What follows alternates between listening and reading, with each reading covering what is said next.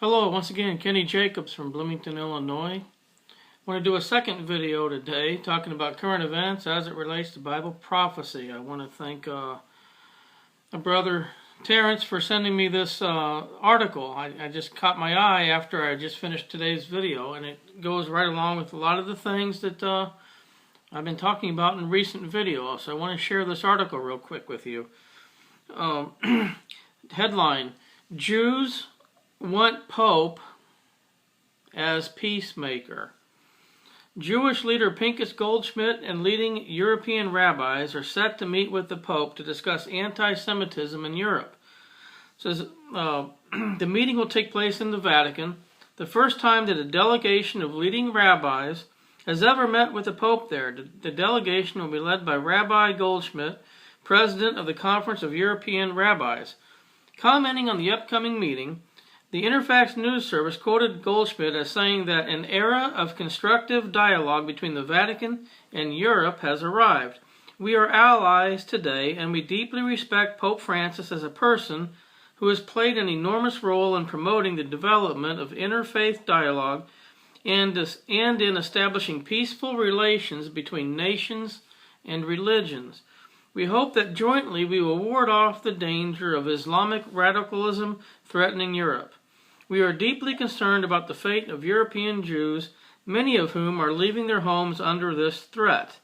Many streets in our European cities have become hunting grounds for Jews, and some Jews are now forced to avoid community institutions and synagogues as a result. Some are choosing to leave the continent. Many are afraid to walk the streets, and even more are retreating behind high walls and barbed wire. This has become the new reality of Jewish life in Europe. I just got done on my last video today talking about how the world is turning against the Jewish people and how it's a sign that we're living in the very last days. But a huge sign as well is Pope Francis and the call for peace, and Pope Francis becoming more and more involved in the peace process and in the interfaith religious movement. And I want to read this guy's quotes or comments on this article because I could not agree more. He says, "It is never wrong to talk and have a dialogue with people of other faiths, like Jewish leaders visiting the Vatican to have a conversation with the Pope. The problem is this president of the Conference of European Rabbis is that he accepts the authority of the Pope, that the pontiff has a special role in establishing peaceful relations between nations and religions. If the Pope was a representative of Jesus the Messiah, peaceful relations between nations would not be on his agenda. The Messiah explained that he would not come with peace, but with a sword, and the peace the world can offer, and the peace the world can offer is rather pointless." He quotes Matthew 10:34-36. "Do not think that I came to bring peace on earth. I did not come to bring peace, but a sword.